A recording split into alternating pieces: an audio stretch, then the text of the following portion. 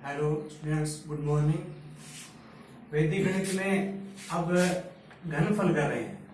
पिछले वीडियो में वर्ग किए हैं संख्याओं के और अब कर रहे हैं घनफल वैदिक विधियों से। तो सबसे पहले है उपसूत्र अनुरूपेण द्वारा किसी संख्या का घनफल कैसे ज्ञात किया जाता है। हमने ली एक संख्या 52, 52 का घन करेंगे। 52 गुणा 52 गुणा 52, इसको गुणा करना है इस सूत्र द्वारा, उपसूत्र अनुरूपेण द्वारा। तो इसका क्या तरीका है कि इसके 4 भाग बनाने हैं, फर्स्ट, सेकंड, थर्ड और फोर्थ। उपसूत्र अनुरूपेण द्वारा ही संख्या का जब हमने वर्ग किया था तब हमने इसके 3 भाग किए थे। यहां पर हमने इकाई का वर्ग किया था, यहां पर दाई का वर्ग किया था और बीच में इकाई गुणा दाई, और उनको 2 से गुणा किया था।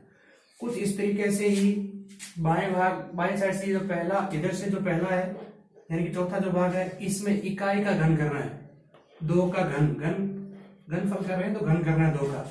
और इधर वाले में दाई का घन करना है, 5 का घन। और बीच वाले इसमें क्या करना है, 5 की पावर 3 आ गई, आगे 5 की पावर 2 आएगी, आगे 5 की पावर 1 आएगी। 5 की पावर 2, 5 की पावर 1 यानी 5 आएगा। और इधर 2 की पावर बढ़ती जाएगी साइड, यहां 2 नहीं आएगा, यहां 2 की पावर 1 आएगी, यहां गुणा में 2 की पावर 2 आएगी, आगे 2 की पावर 3 आ चुकी है।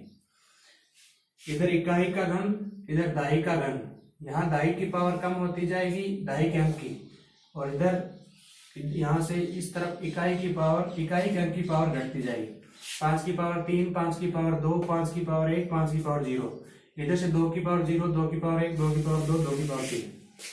तो 5 का घन 5 गुणा 5 गुणा 5 125। 2 का घन 2 गुणा 2 गुणा 2 8। 5 का स्क्वायर 25, 25 गुणा 2 50। 5 गुणा 2 का स्क्वायर, 2 का स्क्वायर 2 दूनी 4, 4 5 20। अब क्या करना है, जब हमने इसी सूत्र द्वारा वर्ग किया था तो इस 50 गुणा 2 लिखा था, यानी कि 100 लिखा था नीचे, और यानी कि 50 में ही 50 और जोड़ा था, 20 में ही 20 और जोड़ा था। लेकिन यहां पर क्या करना है कि इसका दुगना जोड़ना है।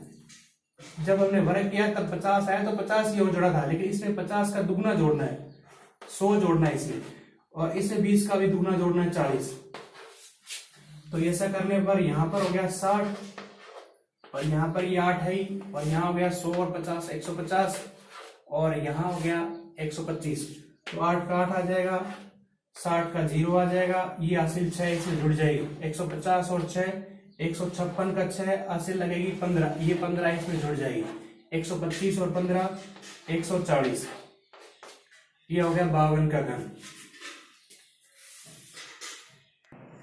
अब घनफल ज्ञात करने का दूसरा सूत्र है सूत्र निकलिम द्वारा घनफल ज्ञात करना। इससे पहले हमने सूत्र निकलिम से गुणा भी किया है, उसका भी वीडियो डाला हुआ है, वो डिस्क्रिप्शन में लिंक मिल जाएगा। तो उसी तरीके से करना है। उसमें क्या है कि 2 संख्याओं गुणा किया है, अब यहाँ घनफल कर रहे हैं तो 3 बार गुणा करना पड़ेगा। 395 गुणा 395 गुणा 395। तो यहां पर इसका आधार हो गया 100, उपाधार है इसका, जैसे 400 के नजदीक है संख्या, तो उपाधार हो गया 400, 100 गुणा 4, उपाधार हो गया 100 गुणा 4 400। और उपाधार अंक हो गया, आधार को जिस अंक से गुणा करने पर उपाधार मिलता है वो उपाधार अंक है 4, उपाधार अंक हो गया 4। विचलन की भी जरूरत पड़ेगी, विचलन होता है संख्या में से आधार घटाना। संख्या 395 और 395 में से आधार या उपाधार घटाना है। 395 में से 400 घटाएंगे तो माइनस का 0.5, यानी कि ये उपाधार से 5 कम है, 400 से 5 कम है, तो कम है तो विचलन -0.5। और सूत्र निकलिम से जब हम गुणा किया तो किस तरीके से करते हैं, 395 इसके सामने विचलन लिखते हैं -0.5। दूसरी संख्या भी यही है, इसलिए वापस वही 395 विचलन -0.5। फिर वही संख्या तीसरी, तो 395 माइनस 0.5। जब दो संख्या थी तो इसके दो भाग किए थे, अब 3 है तो तीन भाग करने हैं इसके। इसमें क्या लिखा था, संख्या प्लस विचरण लिखा था, यहां भी वही लिखना है। ये संख्या है 395, विचलन इसके सामने वाला नहीं लिखा जाता, इसके अलावा दोनों विचरण लिखेंगे। हालांकि यहाँ पर घन कर रहे हैं इसलिए तीनों संख्या सेम है, तो विचरण भी तीनों ही सेम है। माइनस 0.5 ये वाला विचलन और माइनस 0.5। सूत्र निकलिंग द्वारा घनफल ही नहीं कोई भी तीन संख्या गुणा किया जा सकता है इस तरीके से। फिर इस भाग में विचलनों का आपस में गुणा इस तरीके से करना है, पहले विचलन को दूसरे से गुणा करना है, प्लस दूसरे विचलन को तीसरे से गुणा करना है, और तीसरे विचलन को पहले से गुणा करना है। जब संख्याएं अलग अलग होंगी तो विचलन भी अलग अलग होंगे। यहाँ पर संख्या सेम है तो विचलन भी सेम है। पहले विचलन को दूसरे से गुणा करना है, माइनस 0.5 को दूसरा विचलन माइनस 0.5 से गुणा करना है, प्लस दूसरे विचलन को तीसरे विचलन से गुणा करना है, माइनस 0.5 गुणा माइनस 0.5, फिर प्लस तीसरे विचलन को पहले से गुणा करना है, माइनस 0.5 गुणा माइनस 0.5। उसके बाद तीसरे खाने में इन तीनों विचलनों का आपस में गुणा करना है, माइनस 0.5 गुणा माइनस 0.5 गुणा माइनस 0.5। अब ध्यान देना, यहां पर ये लिखने के बाद सूत्र निकलिम से जब गुणा करते हैं दो ही संख्याओं का, तो सिर्फ यहां पर उपाधार अंक से गुणा करते हैं इसको, अगर उपाधार है तो, या आधार 100 ही है, उपाधार 100 ही है तो फिर तो 1 से गुणा करते हैं। लेकिन यहाँ पर उसमें उपाधार अंक से गुणा करते हैं, यहाँ पर इसको उपाधार अंक के स्क्वायर से गुणा करना है, इसको उपाधार अंक से गुणा करना है।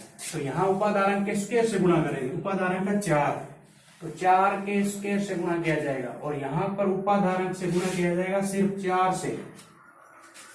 अब यहाँ पर 4 का स्क्वायर आ गया 16, और 395 इसमें से कम हो जाएगा -5 और -5 माइनस का 10, और यहाँ पर हो जाएगा 4 गुणा -5 को -5 से गुणा करेंगे प्लस 25, -5 को -5 से गुणा करेंगे प्लस 25, -5 को -5 से गुणा करेंगे प्लस 25, और तीसरे भाग में 5 को 5 से गुणा करेंगे 25, 25 5 है 125, माइनस को माइनस से गुणा करने में प्लस, प्लस को फिर माइनस से गुणा करने में माइनस। अब 395 में से 10 घटाएंगे, 385 गुणा 16, और इस साइड में 4 गुणा 25, 25 50, 25 75, और इस साइड में माइनस 125। 16 को 385 से गुणा करना है, 16 5 80, 0 असला की 8, 16 8 128, और 8 136, असला की 13, 16 3 48, और 13 61, और 75 को 4 से गुणा करेंगे 300, और आगे माइनस 125। अब माइनस 125 के लिए इधर से हासिल लेके आनी पड़ेगी। हासिल लाने का तरीका वही है, 1 लाओगे तो आधार 100 है तो 100 आएगा, 2 लाओगे तो 200, तो माइनस 125 घटाने के लिए कम से कम 2 हासिल लेके आनी पड़ेगी राइट साइड में। 300 में से 2 हासिल इधर आएगी, 2 कम हो जाएगा 300 में से, तो पीछे बचेगा 298, और इधर आ जाएगा 200 माइनस 125। 200 में से 125 घटाएंगे तो पीछे बचेंगे 75, और यहां आएगा 298, और यहां है 6160। अब 75 का 75 आएगा, क्योंकि आधार में 100 है, 2 शून्य है, तो 2 अंक चलेंगे, 75 298 का 98, ऐसे लगेगी 2 इसमें जुड़ जाएगी, 6160 और 2 6162, तो 395 गुणा 395 गुणा 395 ये